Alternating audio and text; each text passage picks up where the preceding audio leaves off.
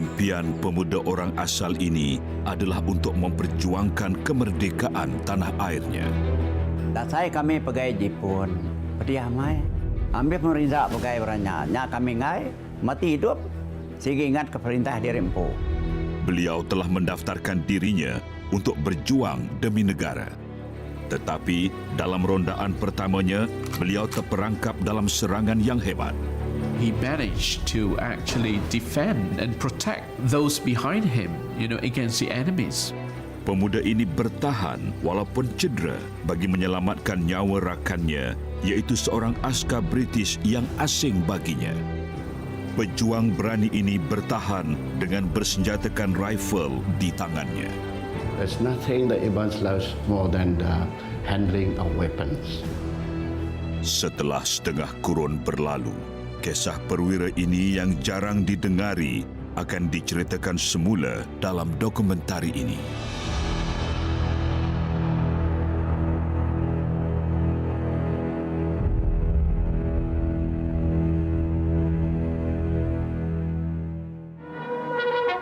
Penduduk Tanah Melayu merasa lega semula apabila Jepun kalah. Apabila tamatnya penjajahan Jepun di akhir Perang Dunia Kedua, Tanah Melayu berhadapan dengan satu lagi konflik, zaman darurat.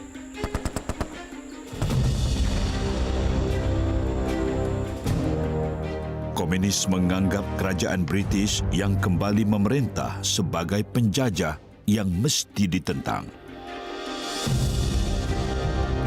Tentera Parti Komunis terus mengganas dan bertegas untuk menubuhkan corak kerajaan mereka sendiri. Mereka menggunakan taktik serangan gerila. Ini adalah suatu ancaman unik dan mencabar bagi pihak British. Gerila komunis mahir dengan selok-belok hutan tebal berbanding tentera British. Pihak British kian terdesak dan cuba mendapatkan bantuan penduduk tempatan. Soldiers were good at fighting, they got the guns, but you need somebody to do the tracking, to do the spying, to do the espionage. Seruan pihak British disambut oleh beberapa puak orang asal dari Sarawak yang ingin membantu. Masyarakat Iban merupakan kaum terbesar di Sarawak yang masyhur sebagai pemburu kepala atau pengayau Sarawak. Mereka mempunyai kemahiran yang diperlukan oleh pihak British. The Ibans can survive in the jungle for a long time without proper food. The ability to recognize the tracks, whether it's animals or humans, and to be able to hear from a distance, that's a special quality, special skill that the British needed. Terkenal sebagai pahlawan berani, masyarakat Iban yang amat serasi dengan hutan belantara menjadi senjata paling tajam bagi tentera British. Mereka diberi gelaran Iban Trackers. Menjadi Iban Tracker adalah kemegahan yang tinggi bagi pemuda Iban. Di kalangan ramai pemuda yang menawarkan diri ialah Awang anak Raweng. Bukannya minta ada boleh nak. Ketika dipilih orang, amai dek pengerai kan, dia rutuan mesti madah kan mesti nama-nama, ya, sikit dia pengerai dek, tubuh dia tinggi, umbayar kira 5 kaki lebih 5 kaki. Kehandalan orang Iban bertarung tidak dapat dinafikan. The Ibans have been known as descendants of headhunters, and to be a headhunter, you've got to be very brave. There's nothing that Ibans loves more than the handling of weapons. Namun, hanya calon yang paling layak bakal terpilih. Baik kena boleh apa lain muat orang ringat pada hati. Nyumpailah kami ngelawan kita, kok tidak. Ringat pada hati nak boleh. Bagaimanapun, Awang telah terpilih. Kabar baik ini disampaikan sebaik sahaja doktor selesai memeriksa beliau. Agak-agak hati lepas tinggi kat pengawaknya. Nak pengaga nyudan sampai lepas. Nyamai pediamnya ketika saya. Pemuda Iban yang terpilih menjalani latihan tentera selama sebulan supaya mahir mengendalikan senjata api. Kemudian, mereka ditugaskan untuk menjejak pemberontak komunis di dalam hutan Tanah Melayu. Perjuangan orang Iban membela tanah air bukanlah suatu perkara yang baharu. Pada awal abad ke-19, Borneo dijajah oleh suatu kuasa luar. Kesannya, laluan ke sungai dan laut disekat oleh penjajah yang mengakibatkan masyarakat Iban tidak dapat bergerak bebas. Penduduk marah dan mengadu tentang gangguan ini kepada ketua kampung bernama Rentap, seorang pahlawan yang terkenal dengan keberanian dan kemahiran. Rentap mengetuai pemberontakan Iban. So what would you expect them to? Of course, with a chief warrior like Rentap, they would definitely put up a resistance for that sort of encroachment. Musuh mereka ialah James Brooke, Gubernur yang baru dilantik yang juga dikenali sebagai White Raja of Sarawak. The White Raja was seen as a foreign power that were trying to somehow rid them of their own motherland. What the Iban did was actually to protect themselves against any foreign power that's coming over to take away their land. Tentera Rentap mendapat banyak sokongan daripada puak orang asal lain di kawasan itu. Gabungan ini menjadikan mereka musuh yang digeruni oleh James Brooke. Orang Iban rasamnya memang memancung kepala musuh yang tewas di medan perang. When they take heads, it's to show that some kind of a warning to their enemies that we could go to this extent. Do not play the fool with us because we have that level of brutality. James Brooke menghabiskan berpuluh tahun untuk meranapkan tentangan orang Iban. Namun, Rentap gagal ditawan sehinggalah beliau menghembus nafas terakhirnya. Laungan perang Rentap terus menjadi inspirasi kepada generasi Iban yang baharu. Agi hidup, agi ngelaban, yang bermaksud masih hidup, masih berjuang. Semangat ini bersemarak semula semasa orang Iban berjuang bersama pihak British dalam Perang Dunia Kedua. Tentera British kagum dengan mereka, bukan sahaja dengan kecintaan mereka kepada tanah air, tetapi juga kemahiran mereka. It was thought that these young Ibans would be good at fighting in Malaya because the Ibans live in the jungle and they know a lot about the jungle. Namun, pengetahuan khusus orang Iban ini tidak memadai untuk mengalahkan komunis. Hakikatnya, ramai di kalangan pemberontak sudah lama menetap di dalam hutan sehingga mahir dalam peperangan hutan. Iban Trackers perlu bersedia untuk menghadapi musuh yang agak berbeza kali ini.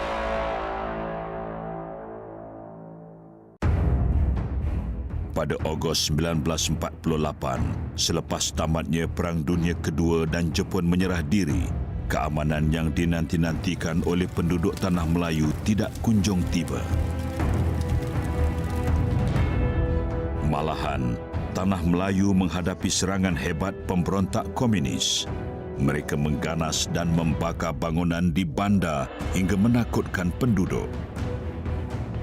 British perlu memulihkan keyakinan rakyat Tanah Melayu di saat getir ini. Lantas tentera British mendapatkan khidmat Iban Trackers dari Sarawak. Terkenal sebagai pahlawan berani dan mahir dalam selok-belok hutan, Iban Trackers bakal membantu British menentang pemberontak. Pemuda Iban yang layak termasuklah Awang Anak Raweng, petani dari Skerang, Sarawak. Awang adalah antara penduduk Sarawak yang menyaksikan betapa ngerinya pengalaman dijajah Jepun hinggakan beliau bersumpah tidak akan membiarkannya berulang lagi. Saya kami pegawai Jepun, pediamai, kain baju penadai, garam belacan penadai, namanya pemakai penadai. Namun udah nggak saya, pemudia. merinsak udah pakai orang. Nak kami yang bakal tanya, kami gagah kan nolak perintah.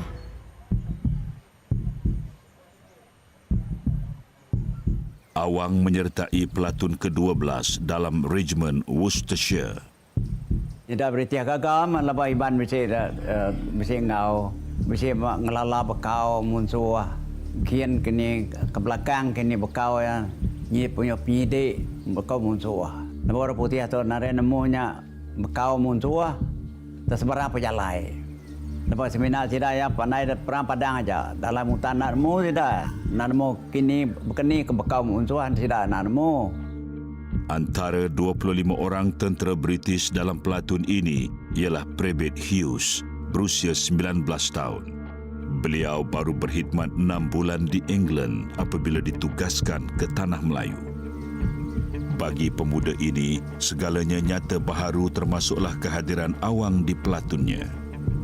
Mana aku tisira kasar aku segi mangah aku lah kambo. Mereka pantap. Ku ngai tu tunde pasira takut ka ko aku mangah.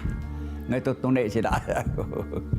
Sida takut benda duku ko tajam. Leban nanti geran tiang kange ga muncul kenya. Pada 27 Mei 1951, misi pertama pelatun ke-12 adalah untuk meronda di hutan Ulu Paluh di Johor. Penduduk kampung mengkabarkan tentang kehadiran komunis di kawasan itu. Pelatun ini bertindak penuh berjaga-jaga dan berwaspada. Kalau sama jenuh, nak ada pinggar. Ngisap nak tahu semua nak tahu. Persekitaran hutan yang tebal membuatkan misi ini amat berbahaya. Dengan berhati-hati, mereka mula menuju ke hutan. Setelah berjalan sepanjang setengah batu, tiba-tiba mereka diserang. Aku melihat, kamu tu aku. Orang lu nimbak. Kau sama timbak. Kau ni udahnya dia depannya duanya udah. Komander pelatun itu, Lieutenant Muda Morris, telah dibunuh. Beliau disusuli oleh seorang lagi askar. Sebelum mereka dapat memeriksa rakan yang tumbang, pelatun ditembak bertubi-tubi dari arah depan dan kiri. Malangnya, mereka telah dikepung oleh lebih daripada 50 orang komunis bersenjata. Rakan pelatun yang masih hidup dapat menembak balas, namun bilangan mereka kian kecil kerana ramai yang gugur. Rio punya tubuh, pesergaun belanya. Terubahan tadi ya pedawang punya nimbak lah, tapi bisa mati tidak dia nanamu. Nah, misalnya kasih aku pada kan nyelamat kia ke kang musuh aku mantuk aku kia.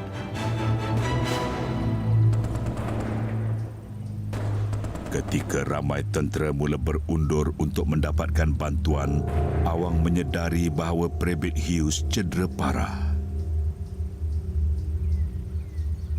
Awang membuat keputusan untuk membantu rakan pelatunnya. Awang meredah hujan ledakan senjata demi menyelamatkan Brevet Hughes. Dah aku narik dah kian nyaman sang aku jak aku lebakal lah, dah buaya menggainya. Beliau menarik Hughes, tapi kakinya pula terasa sakit yang menusuk. Kangkat nak uliah, sekali puru-puru aku. Mudah berdarah, baru nemu bakal. Tanpa menghiraukan kesakitan itu, beliau mengheret Brevet Hughes ke sebalik pokok tombang berhampiran. Hughes masih sedar meskipun cedera teruk. Awang pula mengalami pendarahan akibat luka tembakan. Giwa mati tu kan mati aku. Ada kacau aku. Entam saja. Mati puas hati kita mati. Sebab kita yang ngelaban. Menyerah kalah kepada musuh bukanlah sikap Awang. Balat timbak saya dah. Ngai kena kat dua itiknya agak kena. Lama aku bertimbang dia. Ngai agak kena lagi. Awang mula berasa letih setelah berjam-jam bertahan di kedudukannya. Beliau juga kian sedar tentang satu lagi masalah. Beri orangnya 50 pergi. Seteruamnya. Boleh ngalau banyak. nyakunya udah nemu orangnya kedai. Jangka aku 15 lagi dah. Sampai berani lagi dah. Dia nak mazangai menembak lagi. Nyaku petian meda aku dia. Awang kian jarang menembak. Musuh sekarang menyangka bahawa mereka akan memenangi pertempuran ini. Awang perlu bertindak pantas kerana musuh yang semakin yakin mula menghampiri kedudukannya.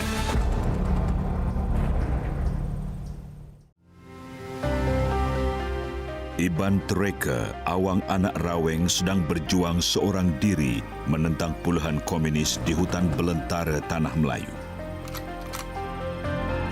Nampaknya hari pukul 9 ni, nombor hari pukul 9 sampai pukul 3 malam. Awang telah mengheret Private Hughes, rakan pelatunnya yang juga cedera ke tempat yang selamat dan masih bertahan menghadapi musuh yang kian hampir. 4 jam berlalu, namun Awang enggan menyerah kalah. Komunis juga sedar bahawa tembakan ke arah mereka semakin kurang. Aku ngan nembaknya, lepas peluru kau nembak semua. Nanti tidak masalah baru. Tindakan Awang ini tinggi risikonya kerana musuh kian hampir. Apabila musuh cukup hampir dengannya, tiba-tiba Awang meledakkan senjatanya bertubi-tubi. Yang mancang 5 ekornya. Yang aku timbak aku. Mati megang tidak. Ini aku nak mencerita kerip. Rio punya tidak. Bulut kau. Rami tidak. Kejutan serangan Awang memaksa komunis berundur, namun mereka berkumpul dan mara semula ke arahnya demi membela kematian rakan mereka. Tuah Awang akan diduga sekali lagi. Nak baru aku, ya mereka aku. Bom tangan terakhir yang dihulurkan oleh Private Hughes terus disambar Awang dan pin dicabut dengan giginya. Awang melontarkan bom itu sekuat yang mungkin ke arah musuh. Letupan kuat mengejutkan komunis. Mereka berundur pantas dan lari mencari perlindungan. Awang menjangka peluang terbaik untuk hidup adalah untuk terus menyembunyikan Hughes. Aku mendaki adik anak ingar, aku muncul nemu dia. Lah aku ajak nampak aja aku. Nadai ke memunyi, tapi yang medak aja dah. Mata aku ajak. Hughes tiada pilihan selain bergantung nasib kepada Awang yang tidak begitu dikenalinya. Awanglah harapan yang Hughes ada untuk kembali ke pangkuan keluarganya. Selain adat berperang orang Iban, Awang percaya keberaniannya berperang disebabkan oleh keyakinannya kepada tangkal atau azimat. He managed to actually defend and protect those behind him, against the enemies, because I believe Awang must have been helped by some supernatural being for him to be able to stay on and ward off the communists from coming to them. Pahlawan Iban terdahulu pantang ke medan perang tanpa azimat. Awang juga turut mewarisi amalan turun-temurun ini. Tindak aku pernah nombor dari 2 mati koko. Tak apa boleh buatlah. Engkau bertara kini bisa medak kita balaban jamnya. Sigi mati lawan dia timbak rombol kalau mayu orang tubuh mayu. Keyakinan ini membantu Awang bertahan selama 6 jam sebelum bantuan tiba.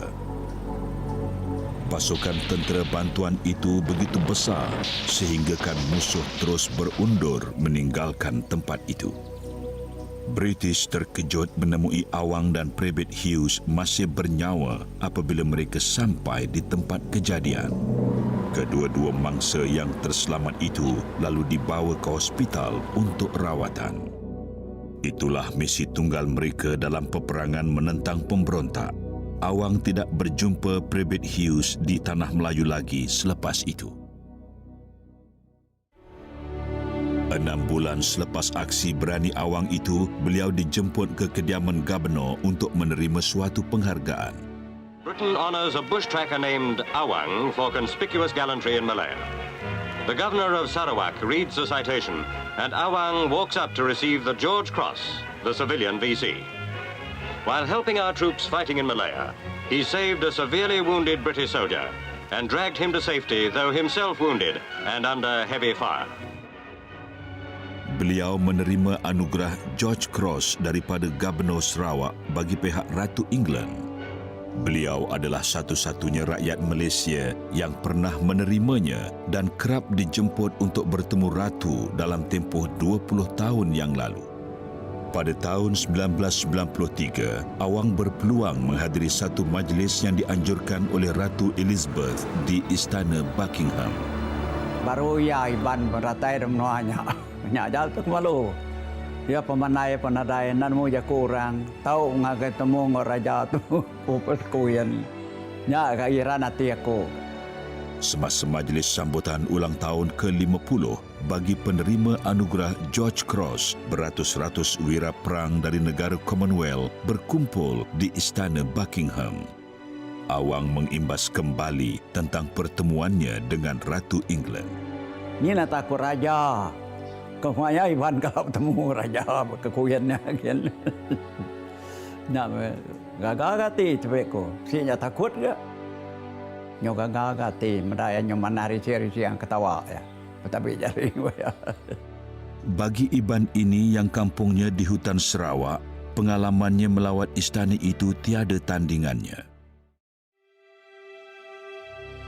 Awang juga pernah melawat Hughes di England dan selama 62 tahun mereka menjadi kawan karib. Walaupun kaki Hughes terpaksa dipotong akibat kecederaan yang dialaminya pada hari itu, beliau dan keluarganya menghargai keberanian Awang. Jadi ya, nama aku buah dia berani aku ya. Diingetan ke Yus, aku tidak menyari kami. Ketika nak berani aku, dia aku nak berani ya mati aku mati. Nama cerita gitu aku.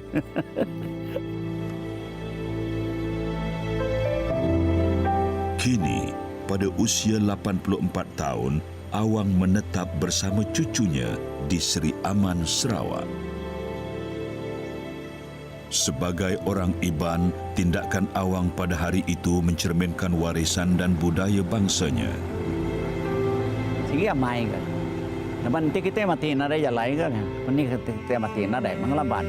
Ya selagi hidup agak ngelaban. Tindakan Awang yang tidak mementingkan diri dalam pertempuran adalah antara beribu contoh kepahlawanan yang ditunjukkan oleh pejuang-pejuang semasa zaman darurat. Lama-kelamaan, ancaman komunis dapat dilemahkan dan tanah Melayu berjaya menuntut kemerdekaan dan menjadi Malaysia.